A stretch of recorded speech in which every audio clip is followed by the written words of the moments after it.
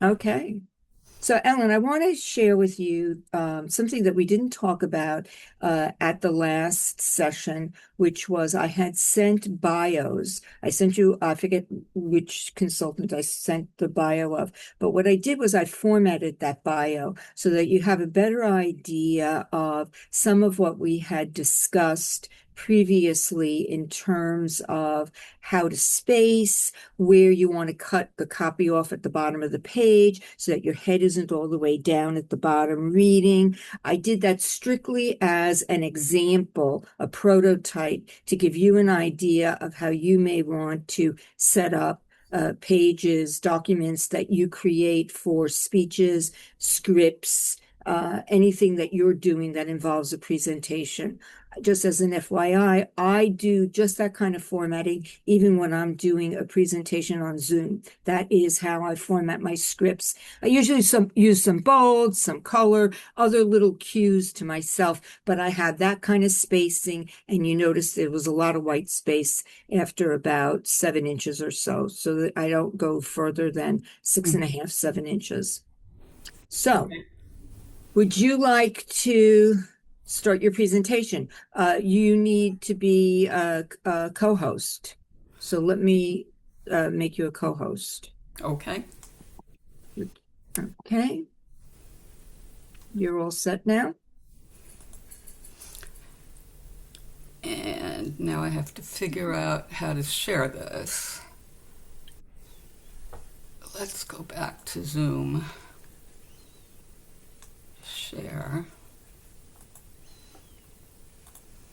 Okay. So I understand that you asked me here because you're having trouble filling your board and you can't even find a president. So my goal for this workshop is to talk about how to grow your leadership, or what I like to think of as getting your ducks in a row. And I'm Ellen Leonard, and this is a Women's League Consulting Services mini workshop. Um, Today is March 2nd, and one of my goals is to help you understand and discuss the qualities of good leaders and some alternative structures, because sometimes people can't really fit into the traditional structure.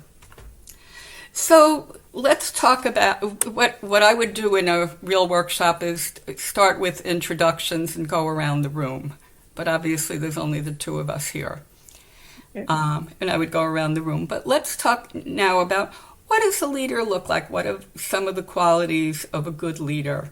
And we would talk about the characteristics: somebody who is open to ideas, somebody who has ideas, somebody who can, format different structures to things, and so on and so forth. And then I would ask the group, how have you been a leader? People often think that they've never been a leader, they've never been in charge, but you may have planned a bar mitzvah, or you may have run a bake sale, and all of those jobs take leadership. Now, besides the leader, we have many members. And why do members attend meetings? Why do they get involved? Maybe their friends ask them along. Maybe somebody else asked them to be involved. Maybe they were interested in learning something, or they just needed me time. They could be committed to a cause, or they were given a responsibility. But why do they come to sisterhood specifically rather than go anywhere else? There are all kinds of clubs they could be going to. Is your sisterhood one that cultivates friendships or offers opportunities for learning? Does it awaken their spirituality, build members up? Do their skills and the needs of members match? Are there opportunities for networking, or are members encouraged to contribute? Are there leadership opportunities for those who want them? And do members feel important? Another thing is, sometimes it's not what you're asking, but how you're asking. I actually remember a time when I was synagogue president and my nominating committee chair went up to somebody at a Shiva house and said to him, "You don't want to be treasurer, do you?" Well, what's wrong with that? That's not a good way to ask. So if I were doing this as a workshop, I have there's a script that I would have two members read about the wrong way to ask and the right way to ask, and we would discuss that. On the other hand, there are a lot of times that people just don't want to take leadership roles. They have a lot of excuses. They might be too busy. They might feel like they don't have the experience or the confidence. A lot of times people have been in a job for many years and they don't feel like they could do as good a job as the person before them. Maybe they just don't like public speaking, or they feel like somebody else can do it, or they don't feel Jewish enough and they don't know Hebrew. So how are some of the ways we can address those concerns? And I would have a discussion about this. Now, in the very end, if you really can't find anybody to take on the job, what alternatives exist? Well, you could have a presidium. You could have all the sitting executive officers divide the presidential tasks. Now, that might not be as easy as you think, because they would be doing their job plus they would be doing part of the president's job. You could have multiple sequential presidents. Sometimes somebody doesn't want to take a job for a year or two, but they're willing to do it for a couple of months. You could ask the past leaders to step up until new leaders are ready.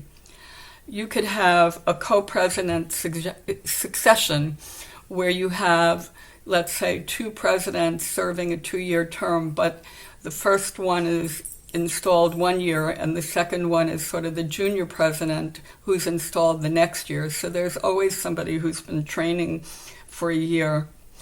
You could have a partnership or a mentor where one person who's brand new and not feeling very confident is partnered with a mentor, somebody who's more experienced.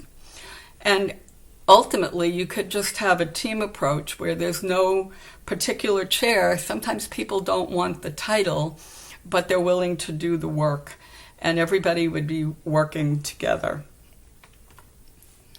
Now, what resources exist to help you in your quest to grow your leadership?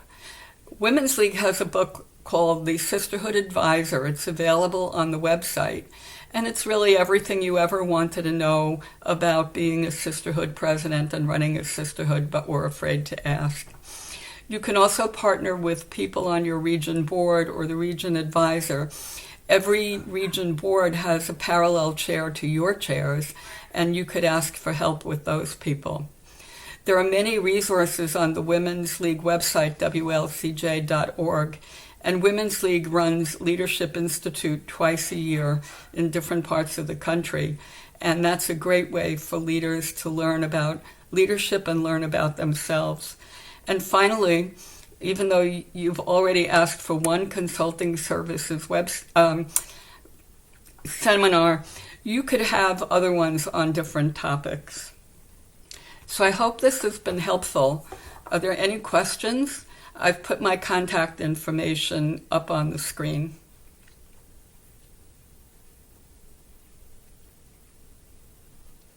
That's it.